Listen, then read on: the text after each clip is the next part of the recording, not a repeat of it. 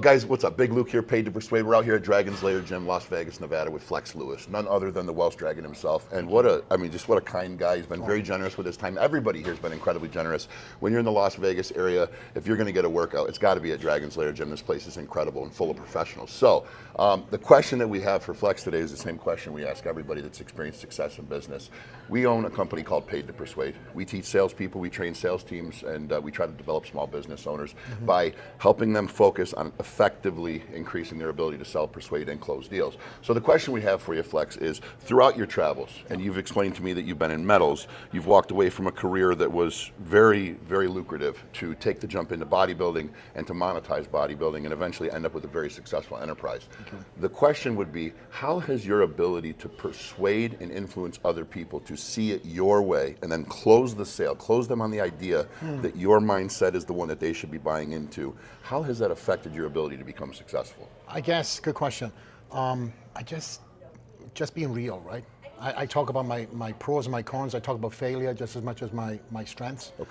And I think when you're relatable and you can talk to somebody and find water at that level, if you know what I mean. 100%. Then I build a good rapport. So we've done things differently here at the Dragon's Lair. You know, I'd say it's taken a lot of what my DNA stands for, and we put it throughout the gym, because I didn't go into this, if we're just specifically talking about the gym alone, I didn't go into this to become a gym owner.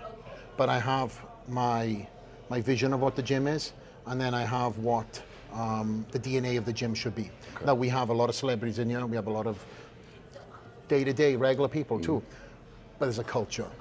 There's a culture that will not be messed with. So it doesn't matter if you're a superstar with, you know, X amount of numbers next to your name and an M next to it too. Yeah. If you're not conforming in the gym and you're contributing to that culture, you got to go. Because if you allow that to fester, you are actually shitting on your own doorstep. Just by having somebody who has a lot of big social media following, doesn't mean that it's going to be a progression to the gym. It's going to be a regression. That person could chase off 20 people. So in terms of how, I guess, different gyms do it, I don't know, because I've never owned a gym up until this point. So I went away with leaving a private gym in Florida to come to Las Vegas and open up this gym with really no background in the gym business outside of the gym equipment world. Yeah. But what I have done is travel around the world. I've met some of the best gym owners. I've traveled to different gyms in and around the world. I've seen what works and what doesn't work, and I've picked the brains of the best people. Okay. And I'm very fortunate to have friends who also own some of the best gyms in the world too. So seeing what works for them, asking questions, getting great answers, and just on that topic alone, just ask. If you don't know, don't be afraid to ask. Oof. I never had a mentor.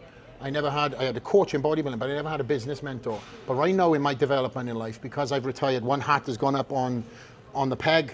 Now I'm doing a lot more public speaking. I'm doing a lot of different cool and exciting and very scary things, which feel so much like bodybuilding to me. Okay. I, just like I did in bodybuilding, have hired the right coaches. So if you don't know, ask. You know, obviously you've got an incredible business that you've set up. Thank you, brother. These are the people that are going to be looking upon you to ask you what they should do and what shouldn't do. But you are also going to give your true life's lessons of do this, don't do that, stay away from this, stay away from that, don't do what I done, this is what I done when I, you know, whatever the story is, right? And I feel like this gym has got so many different people, so many different walks of life, that as long as you're willing to pour into people, they'll pour back into you. It doesn't matter what it is. Again, we've got very successful CEOs, we've got very successful business owners, we've got very successful whatever it is. Yep. But everybody is willing to provide the culture, and everybody's willing to see the better version of you. And that's what this gym stands for as well. You're not just coming in here to train, but also getting to see the best version of oneself out of the gym also. So iron sharpens iron. Brother, truer words were never spoken. Thank you so much for that. There was so much value. Guys, you take a minute and unpack. No. Thank you. Because if you take a minute and you unpack that, what I heard was take the leap. If you feel it, take the leap. Have faith in yourself, number one. Number two, lean into your network. And this is something that we teach you guys. So to hear one of the greatest to ever do it speak on that, it's just incredible. I mean, I believe I heard you say that. Lean into your network. Absolutely. Be humble. Don't afraid to ask for help. These are all the things that we preach, guys, and you're hearing it from the dragon's mouth, if you will. So thank you so much. The last thing I want to just touch on, we teach selling. Do you believe the ability to sell, persuade, influence people is something that's instrumental into somebody's success in business? Well, for myself, as a young entrepreneur, I was always selling something. I was always buying something and selling something. Yes, sir. So I used my characteristics. I think I have this Welsh cheeky charm. I don't know what it is. I would say so, sir. I don't know if that's the right term. Yeah. But I feel like I'm a likable person. Yes. And if somebody is a hard sell, then I'm not trying to sell something to you. If somebody's coming into the gym and they're confused as to why they should get the membership, my staff are so incredibly trained. We've brought consultants in to help at different levels of that. But of course, you're going to have more so people looking at the Instagram, being scared of what they see on the Instagram until they walk in through the door. Yeah. So once you walk through the door here, you're going to realize in the sale side of things, somebody who is 80-year-old, maybe just joined the gym a month ago, is training next to somebody who's training for the UFC title, next to somebody who's training for the Mr. Olympia, next to somebody that's training that has lost 200 pounds, has come down from 400 pounds to 200 pounds. So if that's not a sell visually, without even having to say anything, I don't know what is. Our gym, again, is very unique. It's to me, it's nothing like this in Las Vegas, and I hope to say it's not many places like this in the world. I would agree. But we've worked on that too. But again, it's the gym really sells itself when you walk into here, and my staff do an incredible job of then kind of filling in the gaps. But we are all trained, again, leading from the front, if you want to say it like that. Yes, sir. And my wife also is the complete opposite to me. So if we look at our dynamic, I'm the face, she's the DNA. Okay. So she's incredible. Yeah, she runs the gym. She's the CEO of my company, all of them, actually. That's awesome. It allows me to be the big wheel. Yeah. When she's like the small little cogs that keeps the machine running. She's the one that tells me off when, nobody else can do that. Yeah. But again, I think that's the dynamic that works in here too, because she sees things from a different perspective. I see things from another perspective. And also we allow my staff to give their opinion also and give their feedback to make this gym what it is today. So in terms of selling, to answer your question, I know I went all over the place. You're okay. We do very well globally because we have that brand now. But that brand started way before we were even selling anything. Yes. That started in Boca Raton when the gym was closed, the gym was private, and it was just me and a couple of guys that I selectively brought in every single year. From that alone, that gym blew up. I think on Instagram alone, just on a private gym, we were like 80,000. Wow. So when we done the turnkey here, 3 years ago to the day, we had athletes that came all from all over the world that moved here just for this gym, just based on what they seen on the Instagram. That's awesome. All alone. So now we've got this culture. We've outgrown this gym, unfortunately. So in the future, it's going to be going somewhere else. And as the line expands, the arsenal strength expands. As you've seen in there, we're kind of playing Tetris with all the pieces. If we have another piece that comes in, we're like, okay, where do we put this? But that's evolution, right? 100%. Evolution comes in many different forms, and we couldn't do it if it wasn't for our membership base and also the tourism that comes in. So we appreciate everybody that comes in from all over the world just to come and stay here and train here, and not even in many cases go to the strip. They come in here just to do camp. Yeah. And that truly is something incredible. That's not just from me, that's done from many people. And in fact, more than anything else, people know this gym name and what it's created and don't even know I'm attached to it.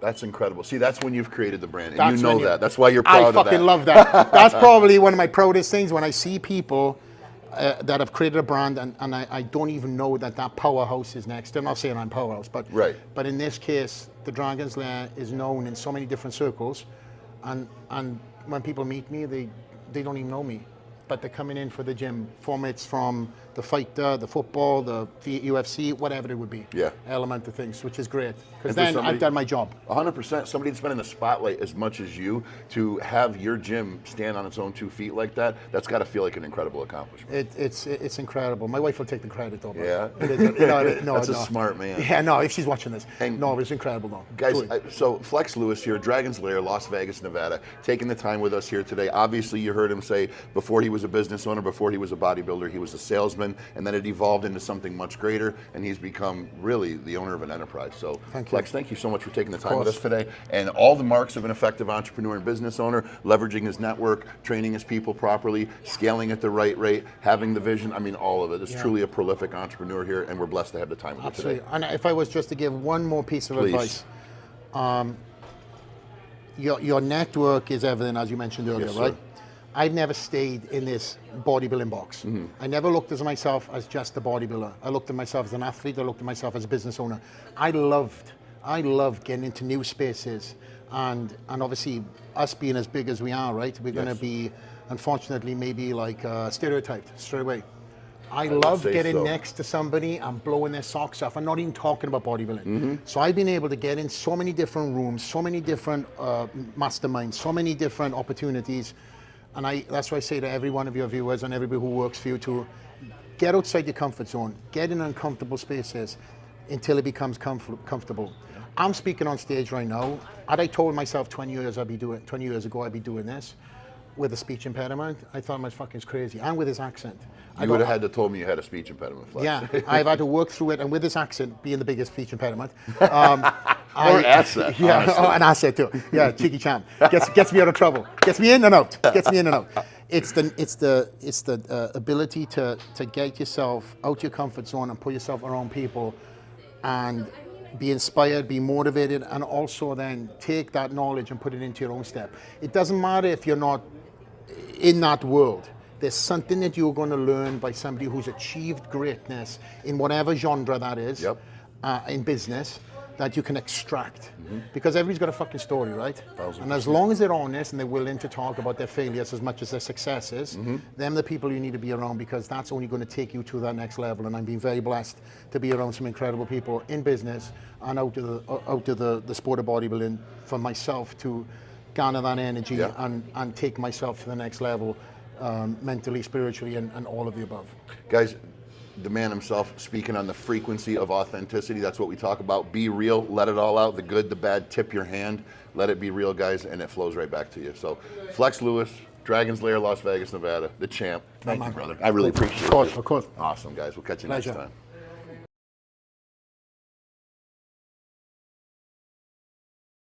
The nefarious nature of the car salespeople. It's a partier's lifestyle. It's a snake oil salesman, environment. In most places, unfortunately, I'd love to say that's not the case, but at that time, late 90s, early 2000s, it truly was. So I became very addicted to the painkillers that they prescribed me after surgery, and it just continued to spiral downward. And there was addiction that ran rampant in my family. So I ended up highly addicted to opiate drugs for a decade, to the point where I overdosed several different times. I don't want to get into all of it because we'd be here all day, but just understand that I escaped death several times.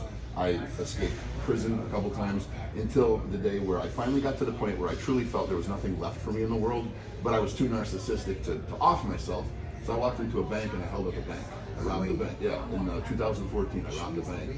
So I ended up going to prison.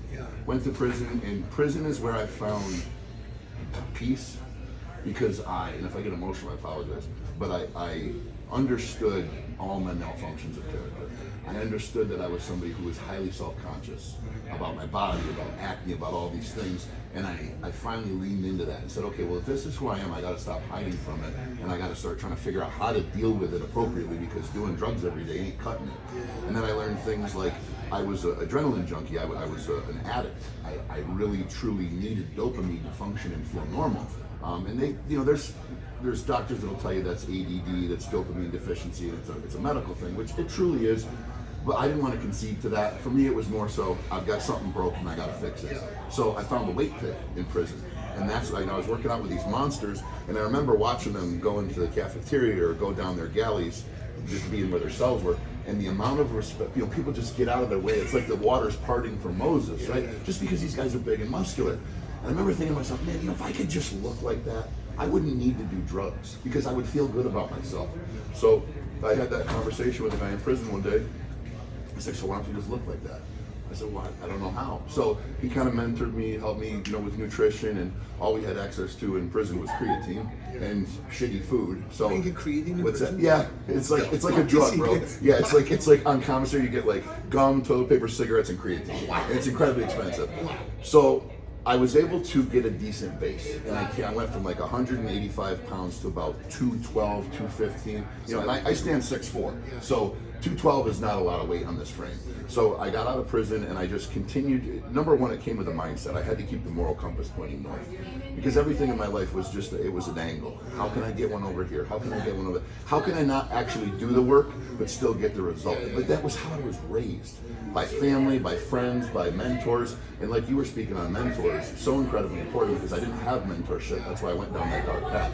So I ended up coming out of prison and deciding that I was going to fundamentally change who I was, and I conceded to 9 to 5, 60 to 80 grand a year, white picket fence and a Labrador, find a wife eventually, and that's what I'm going to be happy with, because that's all I can aspire to.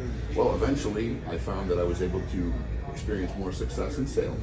Then I had some entrepreneurial opportunities. Then I got robbed, fell flat on my face again, but luckily for me at the time, I had the wherewithal and the resolve to pick back up, and I had a taste of doing it the right way, and I wanted it so bad, so I went head down and went into it again. And then what you were talking about pushing yourself out in the marketplace and just breeding positivity, and something will come back to you. The owner of the company that I was working for actually came to me one night and he goes, "You're an incredible salesperson. I know you know the car business. I'm going to stake you $150,000. Why don't you open up your own used car dealership?" Brother, we're talking a guy that was 3.5 months out of prison. So it was an incredible opportunity. I jumped on it. 4 years, we scaled up to 3 car dealerships. I bought him out in 2021, and here we are. So the car dealerships kind of gave me the platform. From there, I was able to have the resources to try to dabble in other things. So right now, me and a team out of Manhattan, we're building an app for the phone that facilitates a live freestyle rap battle app for rappers. Because I don't think rappers have a platform. Young rappers, they're on the block, they're on the street corners, they're in the club. But if they don't have the network, or they don't have the money, they're not getting in the studio. And when I was in prison, I saw so many talented guys that had unbelievable wordsmithing talents, but no platform. So we're creating that app. I was going to say, how the hell did you pull that out of the bag? I understand the correlation. I was in Boca Raton, Florida, of all places, believe it or not. And I was on vacation, and I was laying by the pool, and I remember thinking to myself, man, I used to love when I was using, get drunk and rap battle. And I was never very good at it, but I loved the guys that were. It was just such a talent. It was so crazy. And I think the affinity that I had for it was because it requires you to be witty, and it requires you to react quickly. So it's almost like sales. I have a propensity. It's a hell of a talent. So, I watch these people and I'm like, for them to have no way, in a simple form that's not extremely expensive or doesn't require them to relocate geographically, if we could just give them a platform to showcase their talents, I felt like it would just run away with itself. So we've created the app. We're actually in beta testing right now, but that's one of the pieces of my puzzle as I've kind of pushed out and started experiencing success. And then ultimately the day, like I told you, when my wife said, "Babe, just go into sales training, just do it, you love it." I wanted to, much like you, I wanted to end up on stage one day. I wanted, well, not necessarily that you wanted to be there, but it ended up manifesting for you. I want to tell my story. The felon, the rags to riches, the straightening out the moral compass, the experiencing success simply by just pushing into what you believe and what you love and holding true to your values and just giving value to other people. Brother, if there's one thing, nothing more important than this that I learned, it's that if you are in need and you are blocked, having a creative block, having some sort of financial block, if you just can't seem to push forward, you just take a step back and you help somebody. Provide value to somebody else, because it takes your mind off the moment, and when you push that positivity out into other directions, it comes full circle and it pushes you back forward, and then you get over that hump and you move on. Funny you should say that. I did a podcast today and I was talking about good karma. And there's been many opportunities where I put people together and they were like, "Oh, we'll cut you in on this." I was like, "If you want to, whatever." But for me, it's good karma just to put people together. I love connecting people. It's always served me well. And I've also connected people who've gone on to do fucking big things. Yeah, man. But I also feel like at some point in time, you'll come back tenfold. So if you're doing it with the mentality of, okay, what's my skin in the game? What's my skin in the game? What's the skin in the game? You will become that guy, and you won't have your word won't be as trusted if you're having an MO come into the table every time. And there's nothing wrong with an MO. If you have a game plan and you put in this together strategically, and you've created that, because there's different variables. Yes. Right? But if you're like, man, your conversation here, that's why I like going to rooms. Yep. Your conversation is like, hey, you two need to connect. You two need to get together. Hey, come with me for a second. That served me so well over several years, and it's nothing to do with bodybuilding. Yeah. It's just putting people together, and like I say, God, karma, repays. So I've been very fortunate. I've been very, I've worked for it, of course. Of course. And I truly believe it's earned, but I've also been very lucky to meet certain people on the way, call it luck, call it God, call it whatever, but I've met some incredible people who have kind of just popped up just as I'm fucking struggling on something. It's wild. Just this fucking wild where it's like, shit, I'm having this maybe roadblock, whether it's creativity, whether it's trying to get up to this next level. Somebody just pops around, it's like, and I meet somebody at a mastermind or whatever, and somebody gets introduced to me. Yep. I'm like, this ain't weird, but I'm having this problem right now. And these guys have become fucking friends, man. Yes. To the point where I've gone on, I've gone on vacations with people. But again, I truly believe as long as you don't have like a MO. Yeah. Because a lot of people have seen me, and unfortunately, being in my shoes right now, everybody comes in with an MO. Right? And then there's some people that don't. So as long as you come in with, I'm trying to think the best words. With pure intentions. Yeah. Thank you. With pure intentions, and you truly want to see that person do well, they'll come back. They'll come back tenfold. And it won't just come back. Like I said, they'll come back tenfold plus. Yes. But don't expect, a transaction unless you're going in with a transaction. 100%. Because that transaction may be seen through good faith later on. Whatever your faith is, whatever. But I've just following that business model has done me well. You know what I mean? So. And I've also been fucked over too. But as long as you just focus on what is happening and not what isn't happening, I think that's just a lesson, and you can put that into the box of, okay, you learned that lesson. As long as that doesn't change you DNA wise. Yes. That's the key thing, because a lot of people, Well, no, to your point, my coaching clients, I explain to them, if you take a situation where you get the short end of the stick, you go into a transaction, and as you put it, you get fucked, and number one, you can't have the woe is me moment, because you put yourself in that position, right? Mm-hmm. But too many people go, well, I was stupid, or I fucked up, or fuck them, or this or that. The bottom line is, listen, at some point, if you're on the chase to become successful, if you're trying to elevate yourself and reach your potential, you're going to have to learn to continue to get better. And when you get fucked, what better lesson, right? So what I try to do when that moment, and it just happened to me with a marketer, spent $3,000 and got shit. And the money was already spent, and it was like, you know what? And oh God, bro. And I did, but I didn't. I wasn't nasty. I just said, listen, you need this $3,000 more than I do. It's very obvious. It's really too bad that this transpired the way that it did. But lose my fucking email address, right? And then you reposition, you shift, and you move. And at the end of the day, I look at it, and I go home and I talk to my wife, whom I love very much, who is my backbone, who I would not be here without, much like you were speaking on your wife. And that's another thing too, guys. Partnership is an incredible thing. If you've got somebody that compliments you like Flex does, like I do, you're ultimately invincible, I believe, as a human being. Foundation.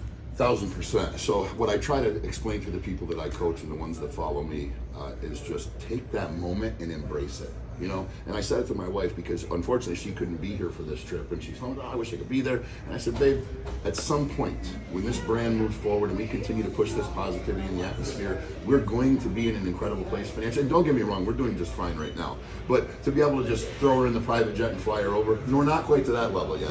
I explained to her that we will be. There's no question in my mind. Everything that I've done thus far, I've manifested and it's come true. But I explained to her, take this moment and relish it, live in it, bask in it, and be so happy it's here, because this is the moment you get to look back upon and say, look how far we've come from there. So in those moments when you get fucked, that's the key. Learn from it and grow from it. Absolutely.